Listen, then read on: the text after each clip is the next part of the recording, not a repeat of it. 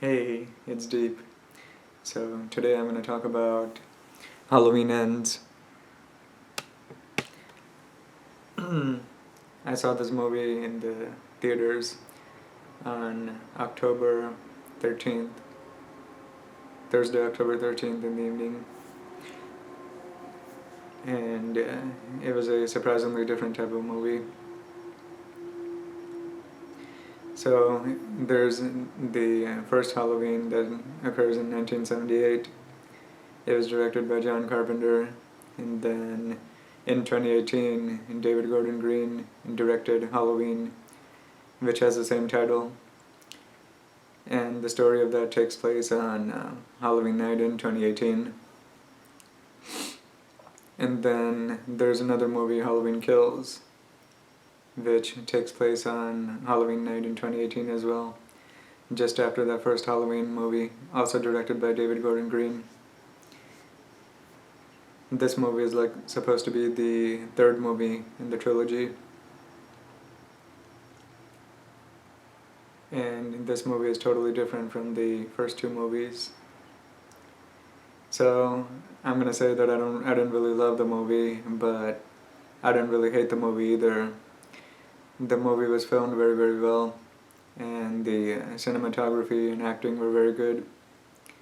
The story was also decent, but it wasn't the same as any of the previous Halloween movies. They did something totally different in this movie. So it starts off with a guy named Corey Cunningham who goes to babysit a little kid because his parents want to go out on a party, and that occurs on Halloween night in 2018. So that's 1 year later from 2018.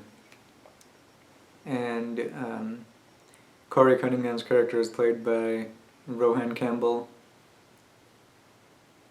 So when this guy is babysitting the kid, they play a game of hide and seek, and the kid locks Corey in a room, and then he's standing outside the door. So Corey gets angry and kicks the door. The kid is standing behind the door, and he gets hit by the door, and he ends up falling down he ends up falling over the guardrail, and he lands on the floor and dies right when his parents come home. So then Corey is arrested, and then Corey is arrested and then released later on because it was just an accident. But that event basically traumatizes Corey. And then we see Lori, who is writing a book about her trauma, about her experience with Michael Myers and evil. It's kind of like a philosophical book about evil. So this whole movie is basically philosophically about evil and how evil kind of spreads. One night Corey is just out walking home, and he gets thrown over a bridge by a few bullies. Then he goes inside a tunnel. Then he's dragged into a tunnel by Michael Myers, and that's where Corey is face to face with Michael. But Michael doesn't really kill him. He just looks into his eyes, and then Corey becomes a serial killer, just like Michael.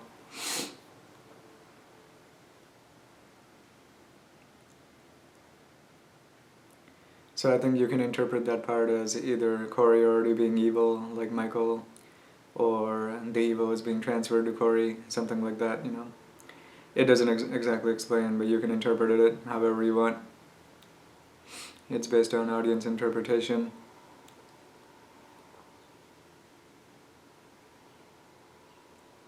And so this movie is basically about Corey's mental health being bad, and him falling in love with Allison, because after the accident with the little kid that he's babysitting, most of the people in the town ostracize Corey, and he gets treated badly by his mother and also other people in the town, such as those bullies. So Allison is probably the only person in the town that actually loves him. But Laurie notices that Corey also has evil in his eyes, just like Michael. So that was after the evil was transferred into Corey. Because Laurie ends up saving Corey from the bullies once, but she doesn't really notice that. And then after he meets up with Michael, he gets that kind of an effect in his eyes. So that's how the story basically is. There are some good scenes in this movie, like Michael Myers kills a nurse by pinning her up against the wall. Like he chokes her with one hand like this, and then he just stares at her for a few seconds. Then he looks at Corey, who is standing outside the window, and then he just takes his butcher knife and goes boom, right into this nurse's chest, and she's just pinned again against the wall, you know. It's like against a bulletin board, which is on the wall. It's a pretty cool scene, which is similar to one of the characters' deaths in Halloween 1978. So, I think the kills in this movie are fairly decent, and the acting by Rohan Campbell and Allison, Andy Matichak, is good. Laurie's acting is always very good too. But this movie doesn't feel like a regular Halloween movie. It feels like more like a social commentary and philosophical movie about evil, and it has more romance than actual scary things.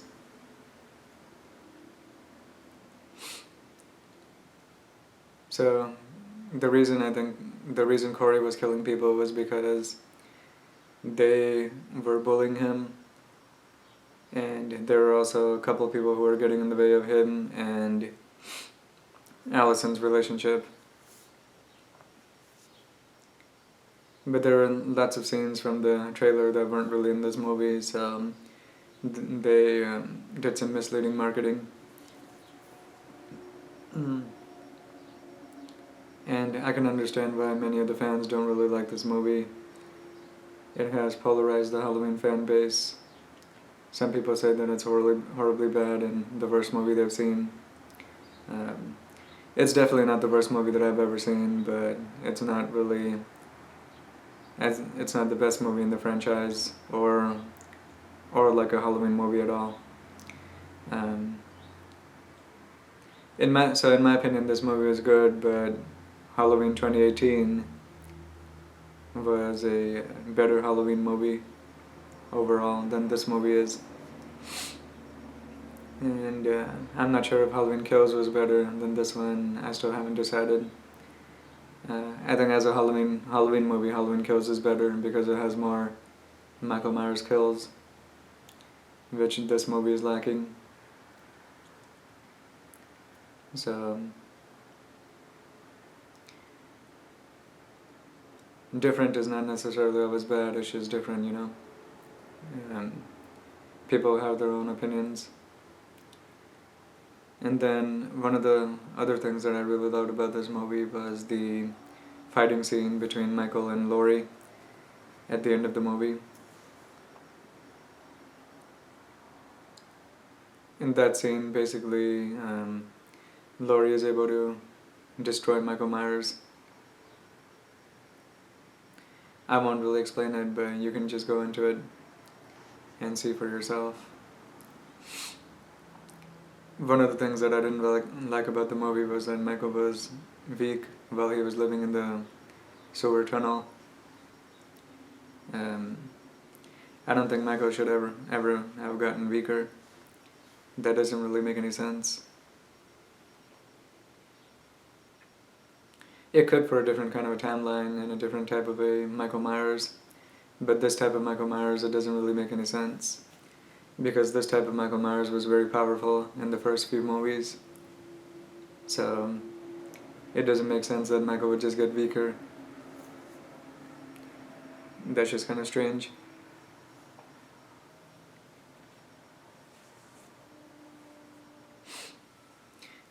Mm. Overall, I thought the movie was decent, but they could have done some other things better. So, I'm gonna rate this movie at a 7.2 out of 10, and then I'll be back with another movie review. Alright, see ya. Bye.